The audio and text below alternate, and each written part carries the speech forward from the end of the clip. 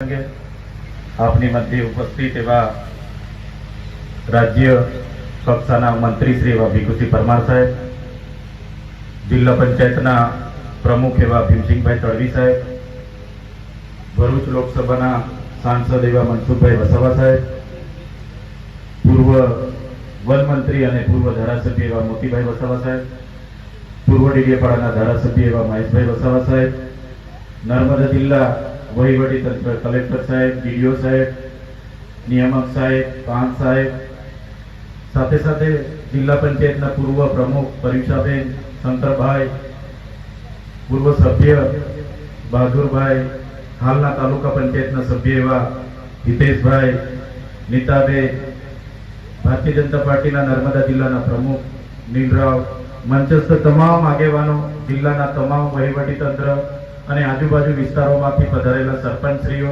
સભ્યશ્રીઓ, વડીલો, યુવાનો અને માતા બહેનો, સાથીઓ, આજનો દિવસ એ રાષ્ટ્રપિતા મહાત્મા ગાંધીજીનો જન્મદિવસ પણ છે અને જે રીતે 1997માં ભરૂચ જિલ્લામાંથી જે પ્રકારે નર્મદા જિલ્લો છૂટો પડ્યો અને વિકાસને વેગ મળ્યો, એ જ પ્રકારે અઠવાડિયા પહેલા કેબિનેટની બેઠકમાં ગુજરાતની સરકારે ગુજરાતના 17 જેટલા તાલુકાઓ નવરચિત કરવા માટેની એક જાહેરનામું પ્રસિદ્ધ કર્યું અને એમાં પણ ડેડિયાપાડા તાલુકામાંથી જ્યારે ચિત્તા તાલુકો બની રહ્યો હોય તો આજના પ્રસંગે ઉપસ્થિત તમામ મહાનુભાવોને, તમામ લોકોને હું અભિનંદન પણ આપું છું અને ગુજરાત સરકારનો આભાર માનું છું. સાથીઓ, નવો તાલુકો બનવાથી જે પ્રકારની સેવાકીય પ્રવૃત્તિઓ અહીં તમામ વહીવટી અધિકારીઓ, વહીવટી કચેરીઓ આવી જશે, આ ગ્રામ્ય વિકાસ, ગ્રામ્ય વિસ્તાર આવનારા દિવસોમાં એક શહેરી વિસ્તારમાં તબદીલ થવાનો છે. હજારો લોકોને પોતાની રોજિંદી સેવાકીય પ્રવૃત્તિનો અહીંયા લાભ મળવાનો છે.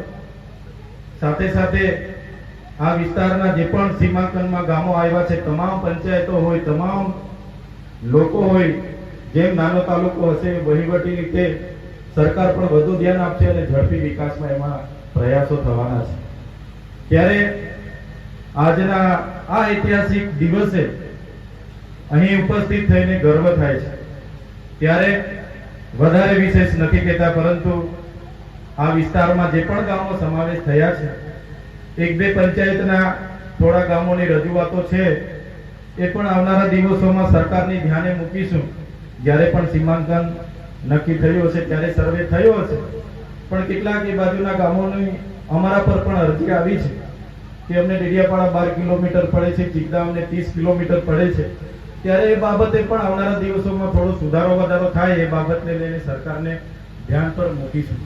ત્યારે અહીં આજના પ્રસંગે વધારે સમય નથી લેતા, પણ મંચસ્થ ઉપસ્થિત તમામ મહાનુભાવો, અધિકારગણ, પત્રકાર મિત્રો, પોલીસ મિત્રો, તમામ જિલ્લાના વહીવટી તંત્રને ફરી એકવાર આજના દિવસે ખૂબ ખૂબ અભિનંદન પાઠવું છું. સાથે સાથે આશા રાખીએ છીએ આવનારા ભવિષ્યમાં ચિત્તા તાલુકો એક વેગવંતો બને, આ વિસ્તારના છેવાડાના વ્યક્તિ સુધી વિકાસ પહોંચે, સરળ વહીવટ થાય, એ જ અપેક્ષા સાથે એક નાની આજના શુભ દિન એક નાની મારી જે ધ્યાન દોરવા જેવી બાબત છે, તે પણ કલેક્ટર સાહેબ અને મંત્રી સાહેબને હું ધ્યાન પર મૂકું છું. માનનીય કલેક્ટર સાહેબ અને મંત્રી સાહેબ, મારા મત વિસ્તારમાં આટલો મોટો પ્રોગ્રામ છે, પણ વહીવટી તંત્ર દ્વારા નથી મને ફોનથી જાણ કરવામાં આવી કે નથી મને આમંત્રણ પત્રિકા આપવામાં આવે. આ તો મને સાંજે મોડા ખબર પડી. અહીંના કેટલાક સરપંચોએ આગ્રહ કર્યો કે ધારાસભ્ય સાહેબ તમે પણ હાજર રહેજો, અને કેટલાક વડીલોએ આગ્રહ કર્યો, એટલે હું અહીંયા પધાર્યો છું. પણ હું સરકારનો પ્રતિનિધિ છું, સ્થાનિક ધારાસભ્ય છું. આટલો મોટો સરકારનો કાર્યક્રમ થતો હોય અને ધારાસભ્યને બાદબાકી કરવામાં આવે, આ મારી બદનામી નથી, પણ જે લોકોએ મને મત આપીને ધારાસભ્ય બનાવ્યા છે એ લોકોનું અપમાન છે. એટલે બીજી વાર આવું ભૂલ નહીં થાય, એ પણ તમને ધ્યાન દોરવા માટે હું વિનંતી કરું છું.